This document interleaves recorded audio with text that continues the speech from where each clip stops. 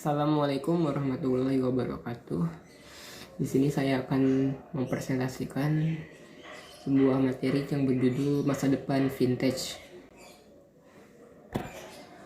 Perkenalkan, nama saya Fahreza Rizky Kurniawan, NIM 2008-203006 dari jurusan Perbankan Syariah A semester 4, mata kuliah Teknologi Finansial. Definisi masa depan vintage. Masa depan vintage secara umum dan juga vintage syariah di Indonesia selama beberapa tahun ke depan masih memiliki prospek yang cerah. Ada banyak hal yang mendukung, yaitu minat masyarakat dalam menggunakan layanan keuangan berbasis teknologi atau vintage. Dalam hal ini, vintage bisa menggantikan fungsi perbankan sebagai layanan keuangan atau penyedia dana atau pemberi modal, dengan syarat yang lebih mudah dan efisien. Secara umum, masyarakat tidak menyukai proses yang berbelit dan memakan waktu yang lama. Dari kondisi inilah mendorong adanya program baru disebut dengan branches banking atau disebut dengan layanan perbankan tanpa cabang, yang merupakan keuntungan yang ditawarkan oleh vintage. Vintage perusahaan industri keuangan distributif. Finansial teknologi atau yang terkenal dengan nama vintage sering disebut pula sebagai disruptive innovation. Pasalnya, inovasi disruptif memang menciptakan pasar baru dengan inovasi, tetapi bisa merusak pasar konvensional yang sebelumnya berjalan. Namun, pasar baru yang terbentuk dinilai menjadi peluang emas untuk membuat tatanan industri dan masyarakat di suatu negara lebih baik.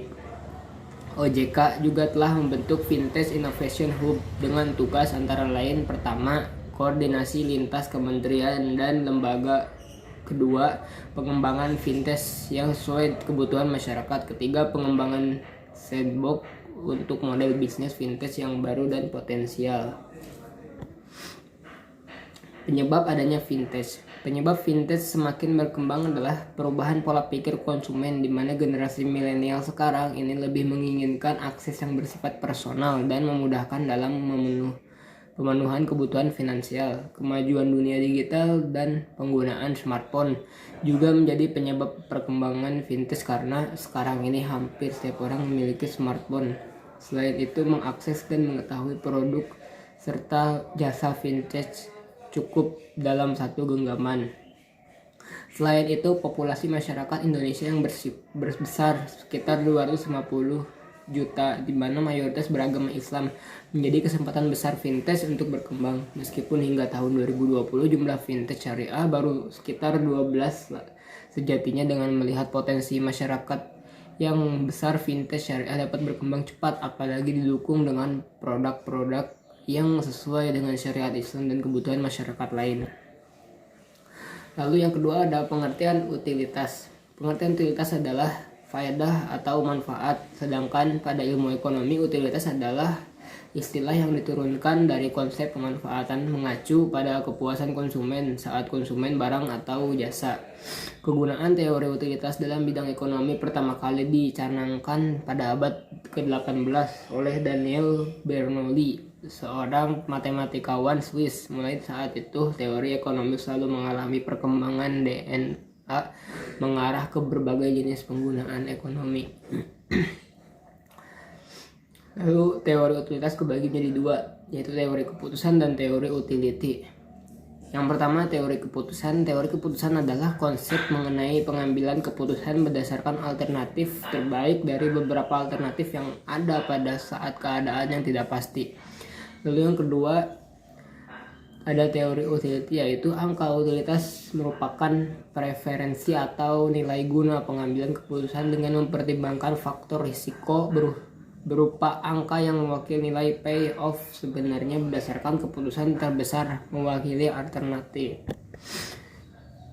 Lalu ada fungsi utilitas. Fungsi utilitas adalah mengukur seberapa besar manfaat atau kepuasan yang dialami oleh konsumen ketika mereka menggunakan suatu barang atau jasa. Dari situ konsumen bisa memberikan penilaian terhadap produk tersebut dari berbagai pengalaman mereka. Lalu ada juga jenis-jenis utilitas, ada 4, yaitu yang pertama utilitas waktu atau time utility.